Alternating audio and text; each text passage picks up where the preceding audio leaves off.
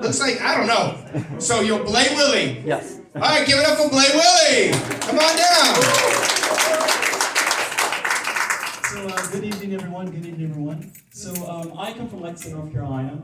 But the thing is, my parents decided that because I have like a slightly higher tone in my voice and a bit of an accent, they decided to move me over to the country. I think the conversation kind of went something like this. Well, honey, I think our boy's just a little more sensitive than the other kids, and he sounds funny. I don't think he's going to do well in this urban environment. My dad, being a country boy, was like, well, all right, we'll just send him off to the country. They'll straighten him out. You should have seen the look on my dad's face when we left the theater after watching Brokeback Mountain. It was like the first time he'd ever realized that cowboys could wrangle something other than cattle. So I come from the kink community. Have you guys heard about this? You guys know what that is? So long story short, the kink community is a community of people who live a little bit on the alternative sides of society. You know, we like things like whips and chains and harnesses. We have a saying, you know, sticks and stones may break my bones, but whips and chains excite me. We were made extremely popular by the 50 Shades of Grey, and the only reason that you guys know that that book is bad is because we actually read it and then told you. Like, if you learn how to not do BDSM, just go there. Well, the thing is, the reason why we live on the alternative side of society is because, like, we just feel the constant pressure of just living in your little box, making sure that you don't ever break anyone's heart, staying PC, and after a while, you just want to grab a knife and scream. That's not a joke, that's just how I feel. You guys are safe, though.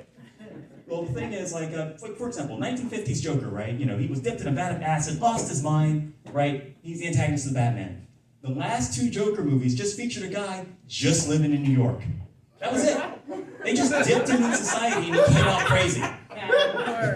So the thing is, I get a lot of advice from my family. My dad's always told me, you know, son, you need to stand up straight. People aren't going to take you seriously in society if you stand up straight. Oh, by the way, make sure that if you don't have anything nice to say, don't say anything at all. And find yourself a good woman. She will ground you. And you know what? I did.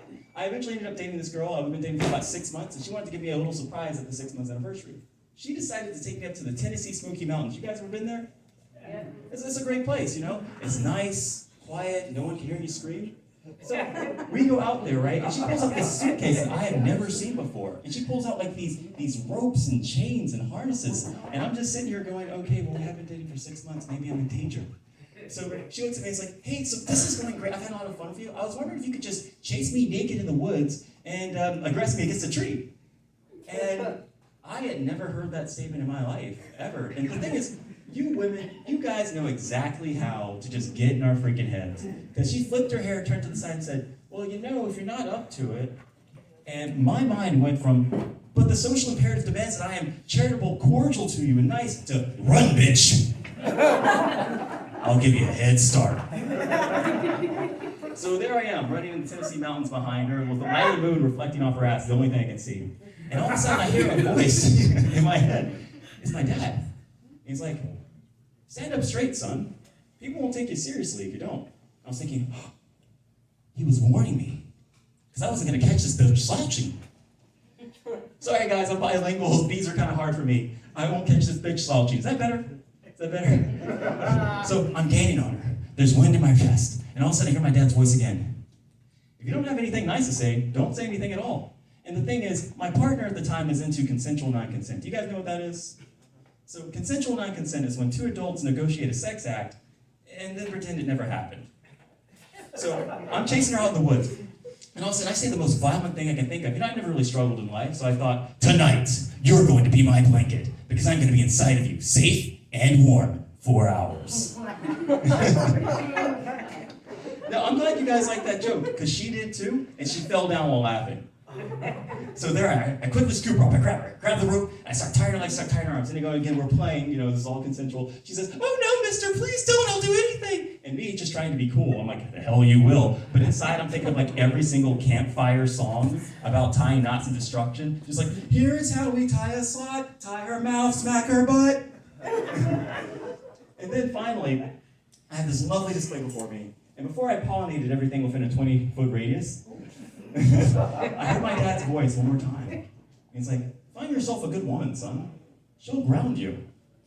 And I thought to myself, no, Father, I'm gonna ground her. So I recently came out to my father that I'm bisexual, And again, he's a good country boy, so he was like, well, son, you can love who you want to love. Just all I ask is that you don't be the bitch. Oh, damn. And Dad, if you're out there, I just want to let you know, I did fail you, but whenever I do, I look up and I say your name, Daddy. Thank you guys. My name is Blay. I'm located in Lexington. Thank you guys so very much. Blay Willie, give it up, give it up!